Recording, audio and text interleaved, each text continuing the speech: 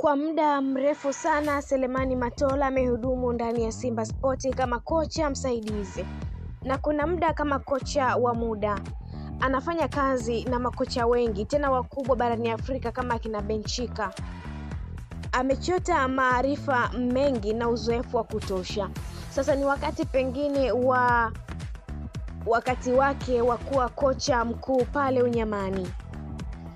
Selemani Matola atakuwa ndiye kocha mkuu wa klabu ya Simba Sports, wakati Dimitar Pantev atakuwa meneja mkuu. Dimitar Pantev hana leseni ya ukocha yenye sifa itakayomfanya awe kocha mkuu kwenye mashindano ya CAF na ligi kuu.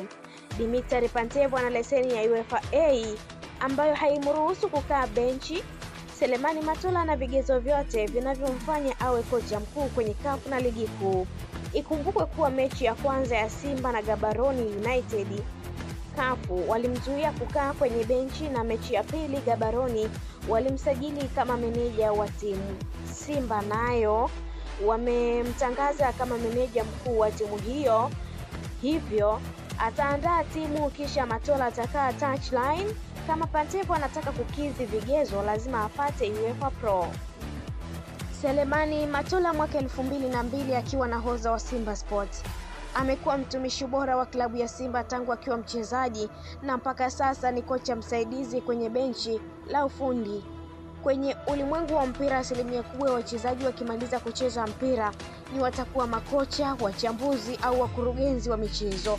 Matola ni kocha wa mwaka 2020, alihusishwa kwenda kuifundisha Gor Mahia ya Kenya, lakini hakuna kilichotokea.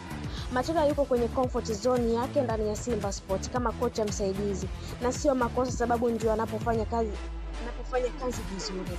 Kwake majukumu ya kuwa kocha mkuu na pamoja labda hayataki au klabu haijawahi kumwamini, lakini duniani hapa kuna watu kama Matola ambao ulitegemea wanaweza kuwa makocha wakubwa. Watu kama Rui Faria alifanya kazi na Mourinho kwa muda wa miaka 17, lakini alienda kufanya kazi yake ya ukocha kule kwa Waarabu Katari katika klabu ya Al Duhail na Al Dum kwa msimu mmoja tu, na kisha akaacha kazi na mpaka sasa hana kazi.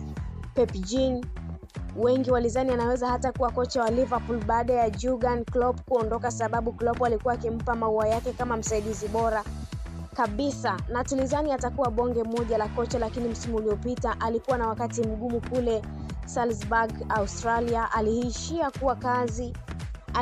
kuacha kazi na sasa amerudi kama kocha msaidizi chini ya Guardiola Manchester City. Sio lazima Matola awe kocha mkuu wa